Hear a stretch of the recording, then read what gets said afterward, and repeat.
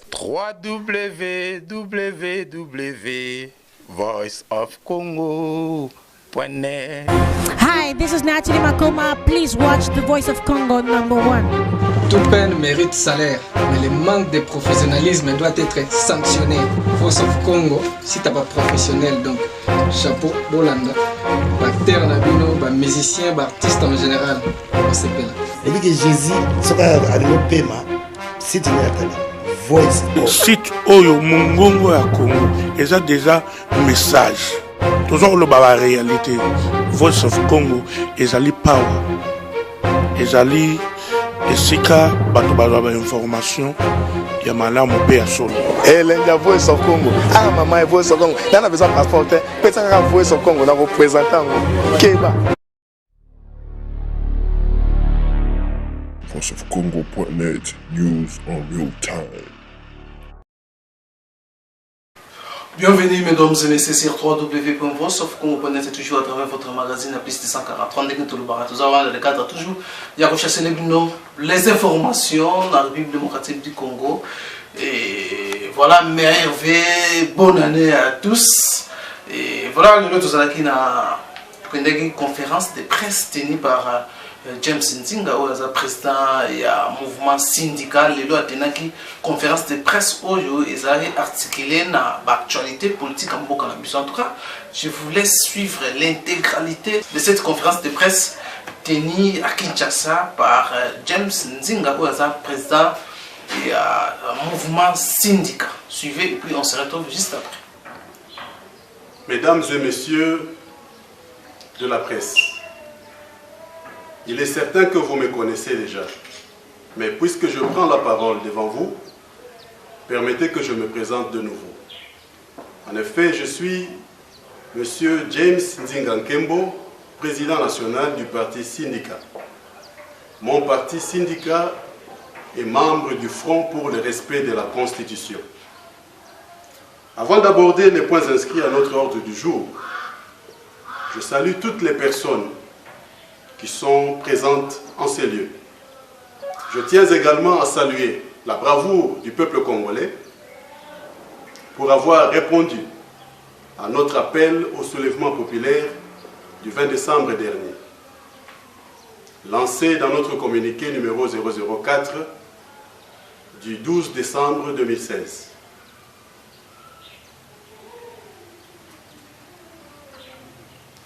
Nous saluons également les jeunes de Syndicat Boma, Goma, Bukavu et tous les jeunes de Compte à rebours RDC, Lucha, Filimbi, sans oublier tous les Congolais de la diaspora qui ont manifesté ce jour-là. Je saisis cette occasion pour remercier le représentant spécial des Nations Unies, le représentant spécial du secrétaire général des Nations Unies, qui a répondu favorablement à notre requête, lui adressée dans notre lettre numéro Syndicat PC 2016-054 du 29 novembre 2016, par laquelle nous avions sollicité auprès de la MONUSCO le déploiement d'un dispositif militaire pour accompagner la population pendant les manifestations afin de préserver des vies humaines. C'est grâce à la présence de la MONUSCO partout dans le pays que nous avons pu limiter les dégâts lors de ces événements. Je remercie les partenaires de la RDC qui, en accompagnant le peuple congolais dans son combat pour faire triompher la démocratie, prennent des mesures et des sanctions justes contre les dignitaires du régime de M. Kabila, qui entête ce dernier et qui lui facilite son maintien au pouvoir en violation de la Constitution. Je pense particulièrement au gouvernement des États-Unis d'Amérique, de la République française et du Royaume de la Belgique.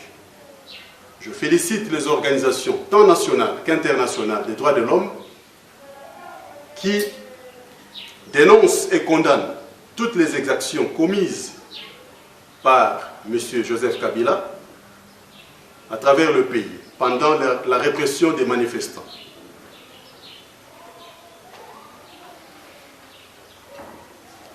Je félicite également la bravoure et la témérité des journalistes de la presse, tant nationale qu'internationale, qui, en dépit de toutes les brimades leur infligées par M. Kabila, n'ont pas reculé devant la nécessité de couvrir ces événements pour montrer au monde ce qui se passe en République démocratique du Congo. Et avec une pensée pieuse pour tous ceux qui sont morts en combattant les injustices de M. Joseph Kabila, je vous demande d'observer une minute de silence.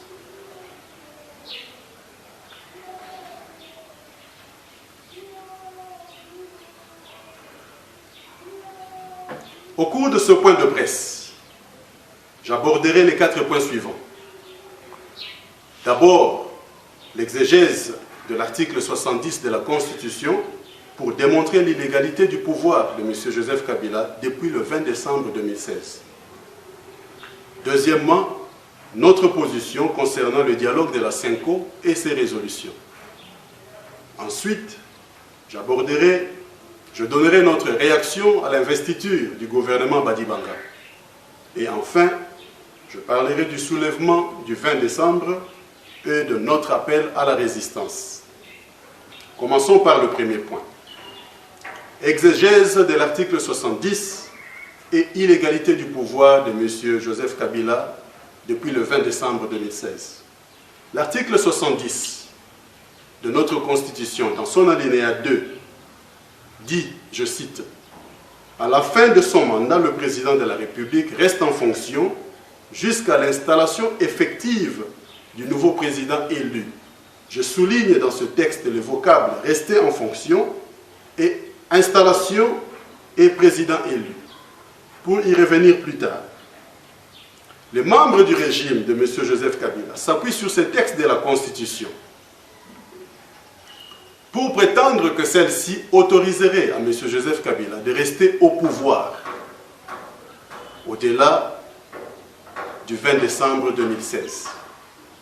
Mais le plus souvent, ce qu'ils font, c'est torpiller ce texte de la Constitution pour trouver un prétexte constitutionnel, un prétexte politique, de manière à justifier leur manœuvre de maintenir M. Joseph Kabila au pouvoir illégalement. Alors que la Constitution parle de l'installation du nouveau président élu et non de l'élection d'un nouveau président tout court, eux, ils remplacent le terme « rester en fonction » par le terme « rester au pouvoir ». Ils remplacent le terme « installation » par le terme « élection ». Et le mot « élu », ils l'omettent carrément de leur citation. Entre-temps, ils ont mis en marche une machine pour empêcher la tenue des scrutins pour l'élection d'un nouveau président. Il ne faudrait pas lire les articles de la Constitution de manière déconnectée. Mais il faut réaliser qu'à chaque article, les alinéas de chaque article sont interconnectés. Et chaque article d'un chapitre est connecté avec les autres articles du même chapitre.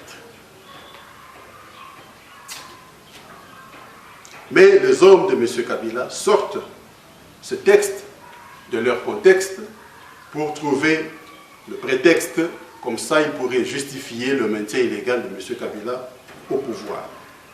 Dans l'interprétation de l'article 70, l'alinéa 2 doit être connecté avec son alinéa 1er, qui dit, je cite, « Le président de la République est élu au suffrage universel pour un mandat de 5 ans, renouvelable une seule fois. » Ici également, je souligne dans le texte le vocable 5 ans et une seule fois, pour simplement attirer votre attention sur le fait qu'il n'est pas prévu par la Constitution qu'à l'expiration du mandat de 5 ans de M. Kabila, que ce dernier se donne une possibilité de prolonger son mandat d'1 heure, d'1 jour ou de 17 mois, comme les proposent certains protagonistes. Or, présentement, M. Kabila est déjà de plusieurs jours en dépassement du délai constitutionnel. Donc, par rapport à la durée des mandats, le président Kabila, M. Kabila, viole la Constitution parce qu'il s'est accordé une prolongation non prévue par la Constitution. Et par rapport au nombre de mandats du président de la République, il viole également la Constitution parce que tout temps additionnel au-delà du délai prévu par la Constitution constitue un autre mandat. Même si il est clair que la période de transition proposée est une période plus ou moins courte que la législature normale de 5 ans prévue par la Constitution. Considérons en plus les faits suivants. La Constitution exige que l'élection pour la succession du président de la République soit organisée pendant sa législature, non pas après la législature. Et à ce sujet, d'ailleurs, l'article 73 dit « Le scrutin pour l'élection du président de la République est convoqué par la Commission électorale nationale indépendante 90 jours avant l'expiration du mandat du président en exercice. » Donc, n'est pas organisée cette élection dans le délai constitutionnel est non seulement une violation de la Constitution, passible de poursuites judiciaires, mais aussi un échec qui doit être sanctionné par le peuple.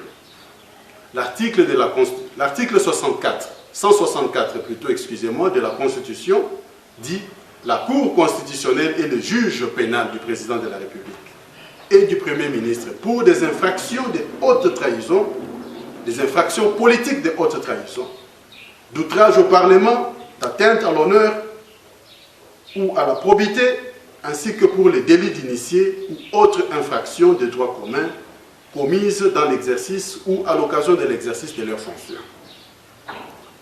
Notez qu'ici également, je souligne l'expression infraction politique de haute trahison. Mais qu'est-ce que cela signifie? L'article 165 de la Constitution nous répond en disant ce qui suit. Sans préjudice des autres dispositions de la Constitution, il y a haute trahison lorsque le président de la République a violé intentionnellement la Constitution. Maintenant, en minant intentionnellement le processus électoral pour obliger le pays à entrer dans une période de transition non prévue par la Constitution, M. Kabila a violé intentionnellement la Constitution.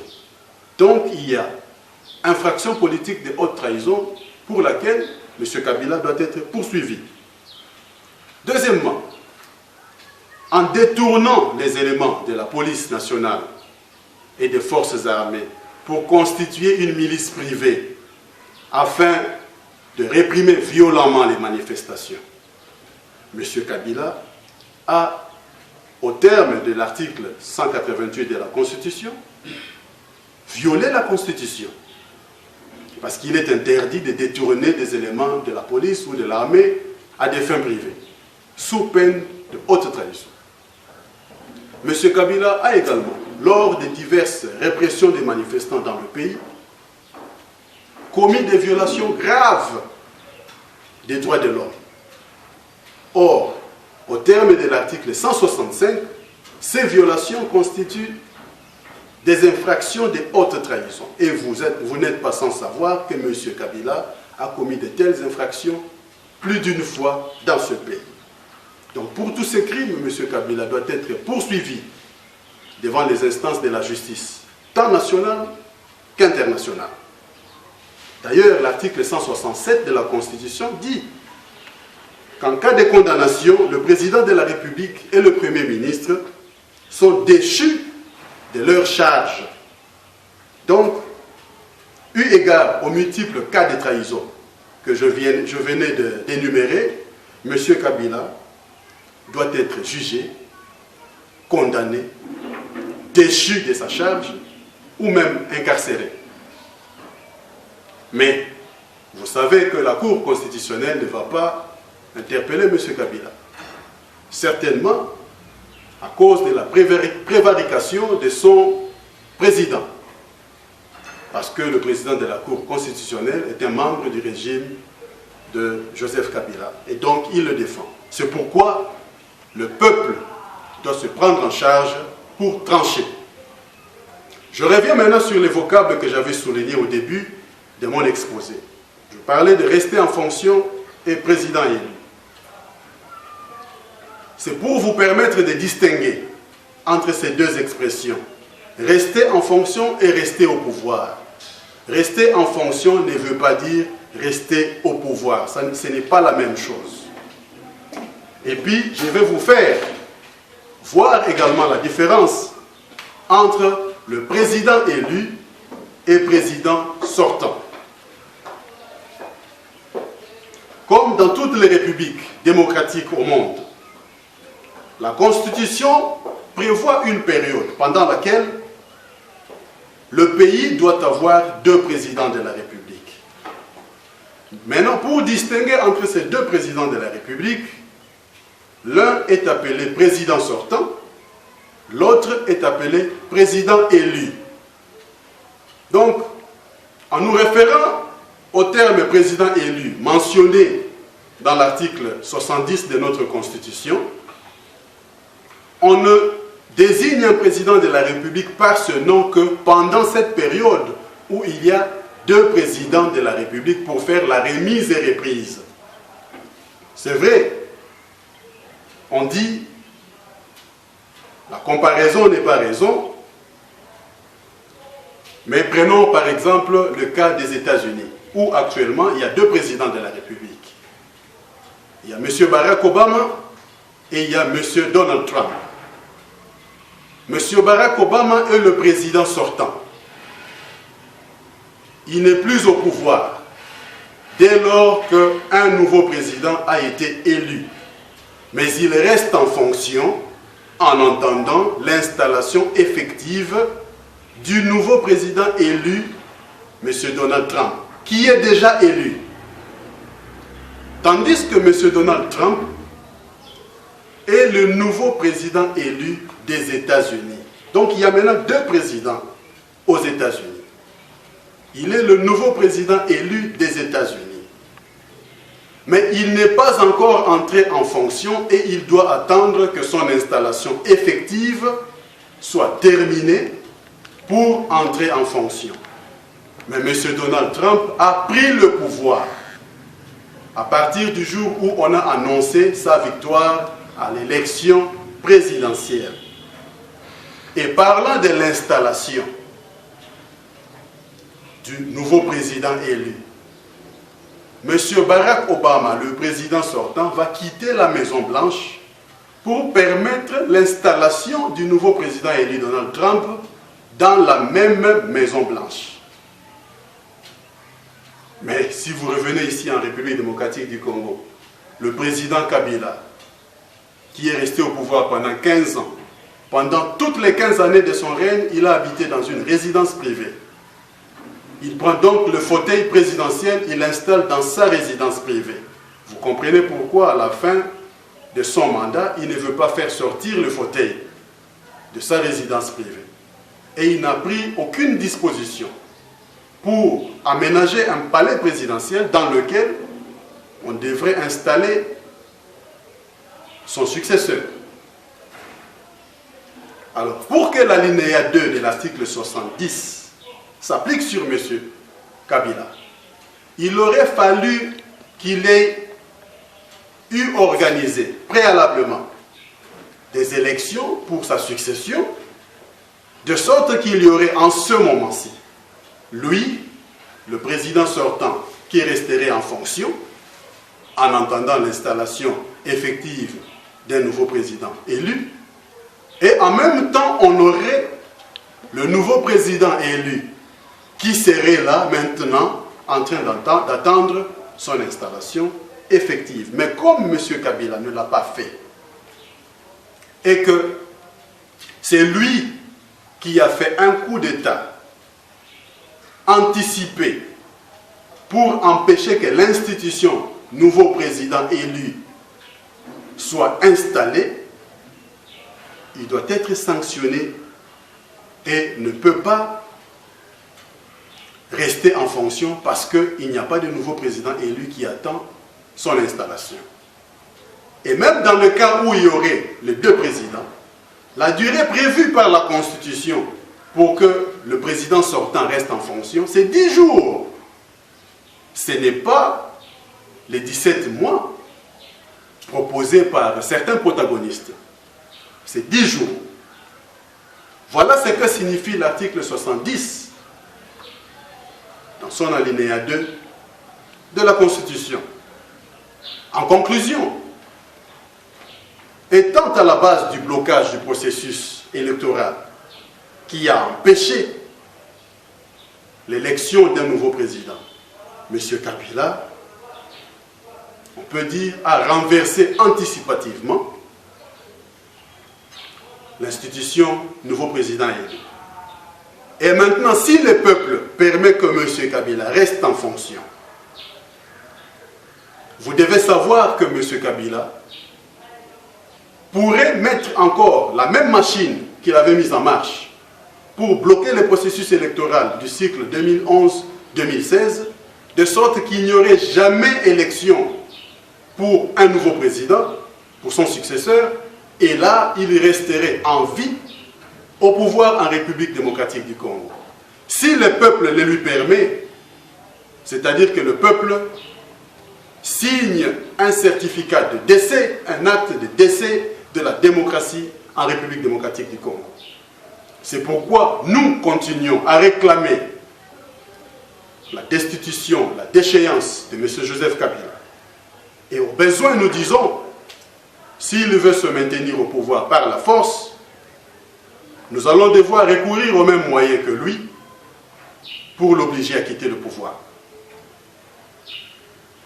Et le deuxième point inscrit à notre ordre du jour, c'est notre position concernant les résolutions du dialogue de la CENCO. Nous avons l'impression que les évêques catholiques de la CENCO, avec leur dialogue, sont en train de distraire la population.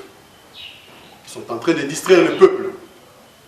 Alors que la machine mise en marche par M. Joseph Kabila est en train de progresser et entre-temps, son pouvoir illégal est en train de se consolider.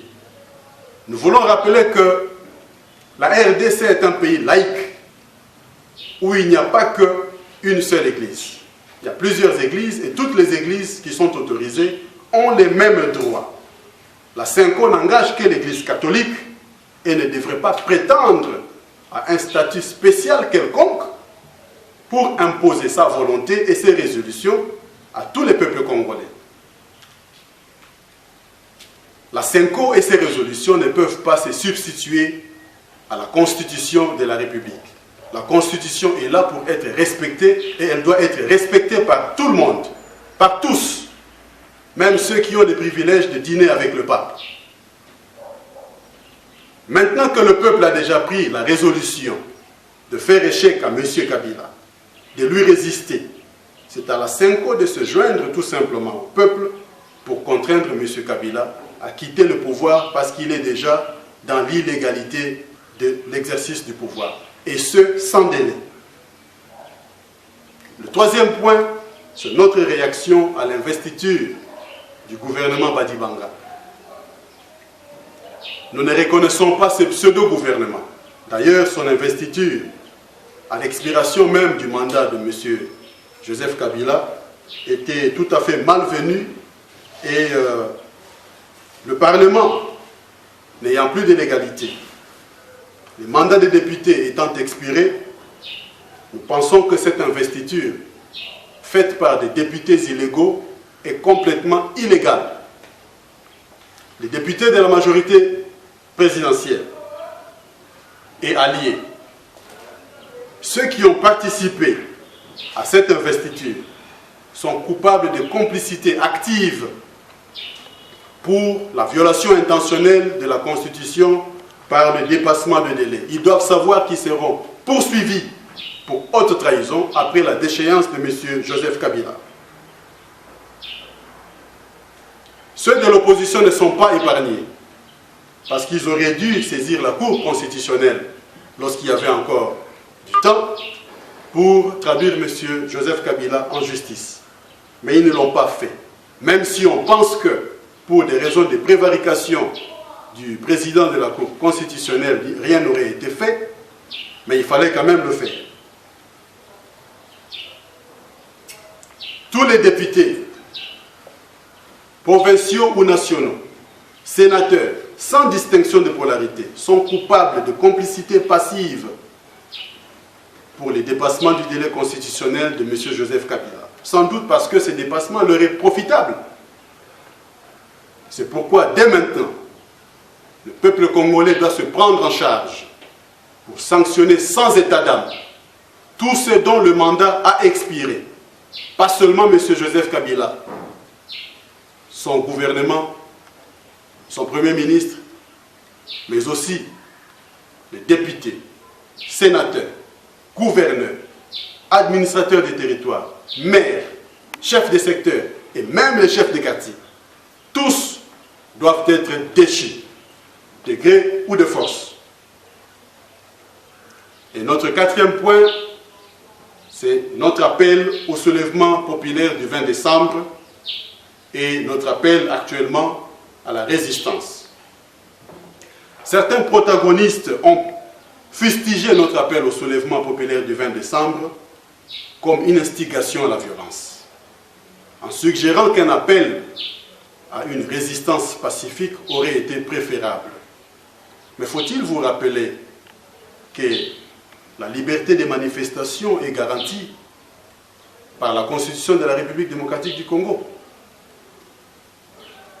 Je voudrais préciser que dans notre communiqué numéro 004 du 12 décembre 2016, nous n'avons pas fait un appel à la violence, mais nous avons appelé le peuple congolais à se soulever. Et ici présent, nous réitérons cet appel, conformément à l'article 64 de la Constitution, pour contraindre M. Joseph Kabila à quitter le pouvoir, parce que son mandat est déjà fini. Au moment opportun, un mot d'ordre sera donné au peuple pour continuer à manifester.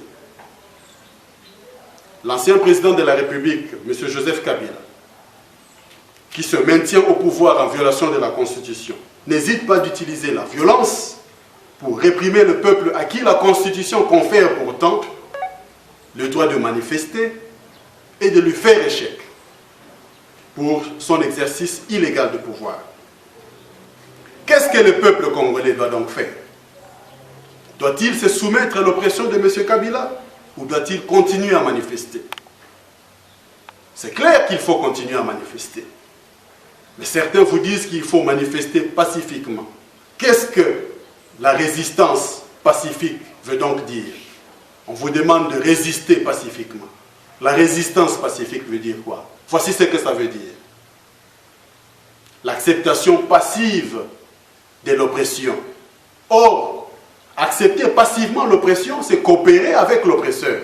Et moi je vous dis, quiconque vous demande d'accepter passivement l'oppression est un complice de notre oppresseur, M. Joseph Kabila. On ne résiste pas passivement à une oppression sans se briser. Résister, c'est se défendre.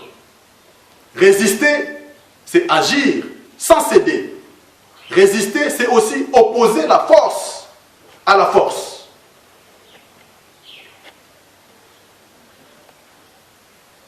Comment pouvez-vous résister pacifiquement contre un régime illégal qui utilise des armes de guerre contre une population civile non armée? Comment pouvez-vous résister pacifiquement contre un système qui, pendant les manifestations, réprime les manifestants violemment? Comment pouvez-vous résister contre un commando armé jusqu'aux dents qui fait une incursion nocturne dans votre maison pour vous exécuter, saccager votre maison? Comment pouvez-vous résister pacifiquement? N'est-ce pas que chaque action mérite une réaction correspondante? C'est pourquoi Malcolm X disait: when someone speaks to you in Swahili, you speak to him in Swahili. If he speaks to you in English or in French, You speak to him in English or in French. You speak to someone in the language that he speaks to you. So you both can communicate. En français, je traduis. Lorsque quelqu'un vous parle en swahili, vous lui répondez en swahili. S'il vous parle en anglais ou en français, vous répondez en anglais ou en français. Vous répondez à quelqu'un dans le langage qu'il utilise pour communiquer avec vous. Ainsi, vous deux, vous pouvez bien vous comprendre.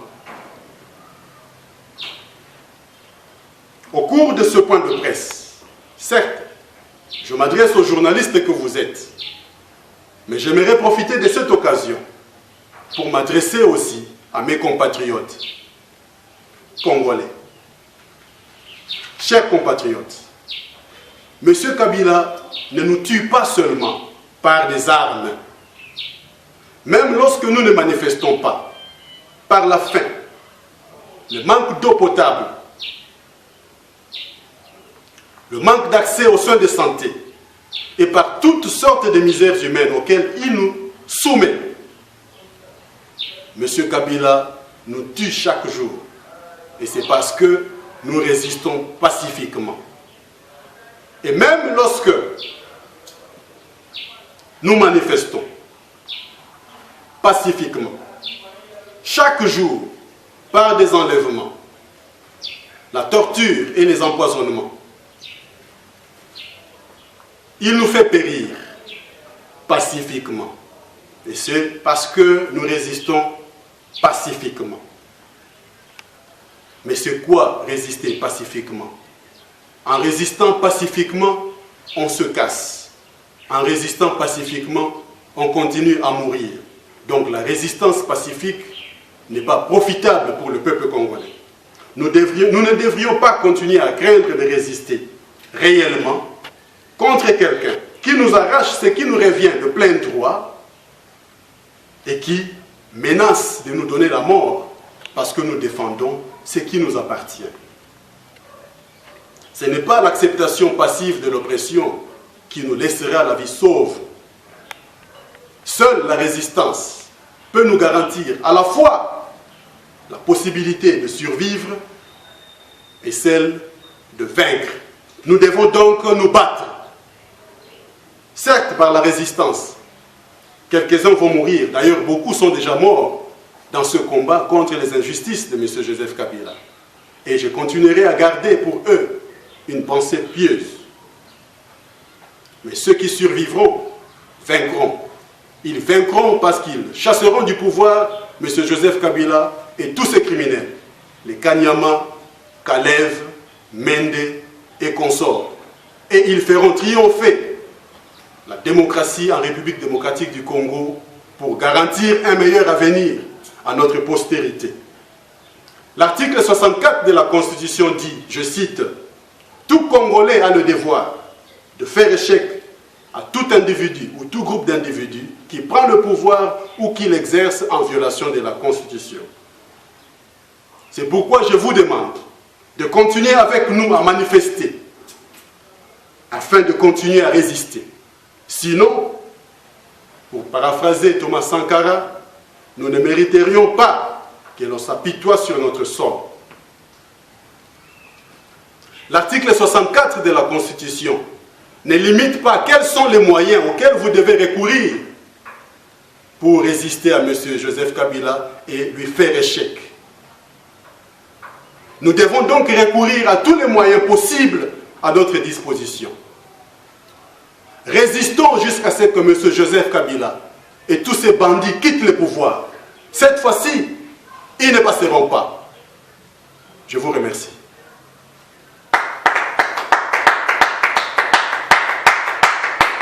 La conférence de la point de presse ya lelo, na lobeli makambo manei.